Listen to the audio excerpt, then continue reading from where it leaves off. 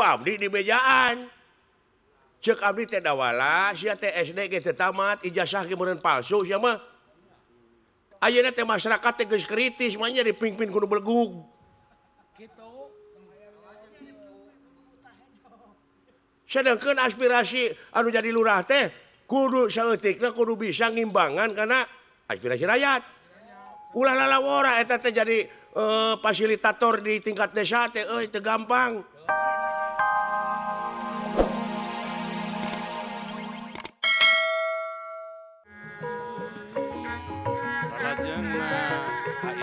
Tara lepas sakarepna ngiungkah istri pribadi kang Stepen angin ka istri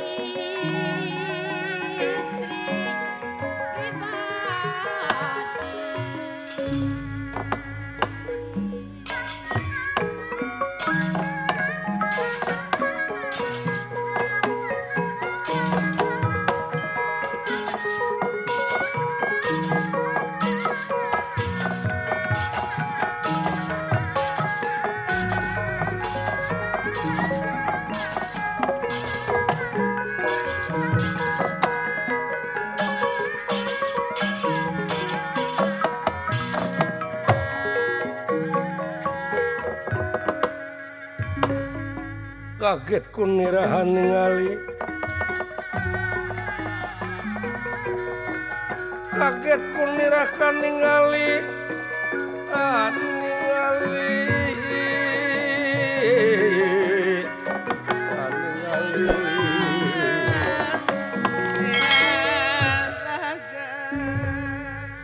asa rareuwas kula ieu teh di satengah hing marga abdi dipisahkeun bade nyeuk kanaon kulan abdi ti kawit mios agan angkat sasarengan malihan dipegat bega aya naon sih kieu cepot lan kaula dek aya hal-hal anu rek ditepikeun sae ulan dek nanyakeun ai kawajiban dulur jeung baraya kudu kumaha cepot kawajiban dulur sareng baraya nya ai dulur nepi ka geuleuheun bagelan eta mah ceuk ukuran nafsu ngan ieu mah kawajiban manusia anu diansikan atawa manusia anu beragama kudu kumaha carana hirup kumuh babarengan nya upami ngudagkeun kana kacamata agama mah kulan numutkeun kana sunah rasul kedah runtut raus sauyunan sagegeus sapihanean mun cai teh mah jadi saleuwi ka darat mun darat teh mah jadi salebak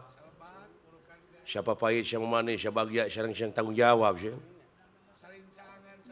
upami diudagkeun kana agama mah atuh datang borok sareng dulur aya ku kitu teh mah sih sareng deungeun-deungeun tatangga sareng saha we ngaran-ngaran di dunya mah lamun di dunya urang beda paham da wajar we da kitu kuduna eta mah da upami sami mah sami kitu jelema di dunya sami entong rupana ieu mah ngaranna we sami ngaranna kumaha sapertos agan kakasih teh Komar abdi Komar pun Bapak Komar pokona sadunya ieu ngaranna teh Komar kabeh aya nu nanya teh paginten Mang Komar bade ka mana eta kayanya rek nemungan anak Komar mana Komar anakna Komar da bakal lieur ka cenah teh Komar anakna korban tuh apa ninina Komar teh korma gitu pan jadi ku ayana beda-beda teh upami nu mikir mah bakal jadi hikmah kulan moal jadi laknat bakal jadi rahmat we sabab naon ku di beda-bedana teh supaya nyararamu sumuhun contohna tukang temok pan nyambung sareng bengkel ari nyambungna apa tukang temok teh mesin motor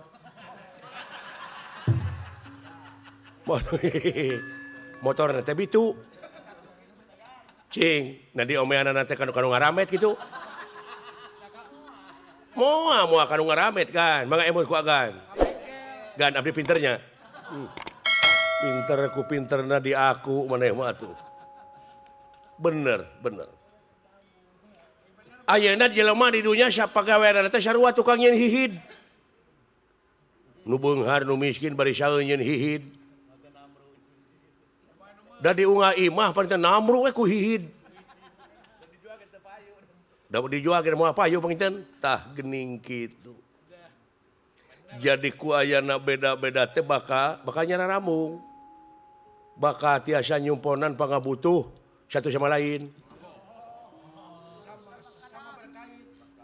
eta teh sami berkait kan jadi satu sama lain sama dengan genep eta mah lain hitungan atau belegu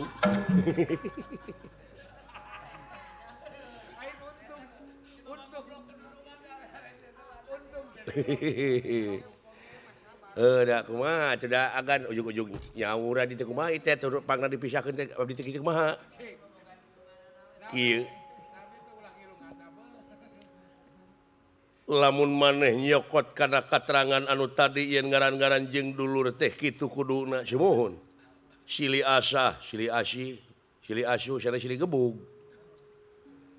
tapi naha ti mimiti init nepi ka ayeuna di jalan maneh mun jajan sararea jajan maneh ngajauhan raja nyokot dahareun dirig-dig dibawa ka sisi walungan sorangan nah eta teh era barang hakan apa naon atawa sieun disoro ku sidawala di mana ngareureuhkeun sape ngarariung muka bekal ti ditu muka cai jeung dahareun maneh pangheulana ujug-ujug ngaleos ngajauhan misahkeun diri naon teh bisi aya kanyeri ti kaula pok ngomong prak nyarita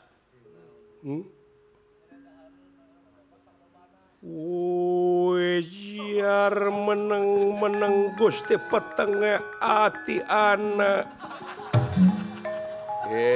tong heureuy atuh ya ati munding nyaah teu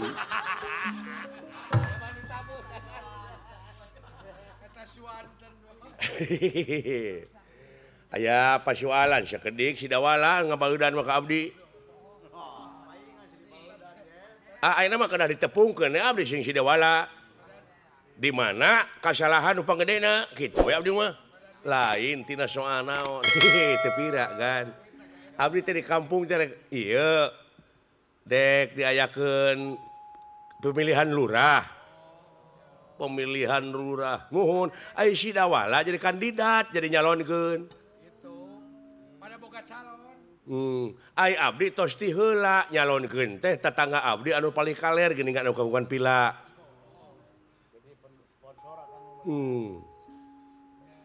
pila pila naon apaan eta teh upami urang teu damang teh pasok dituang teh pila teh pel atuh tamah jauh-jauh kana pila kana pel atuh tong heureuy pot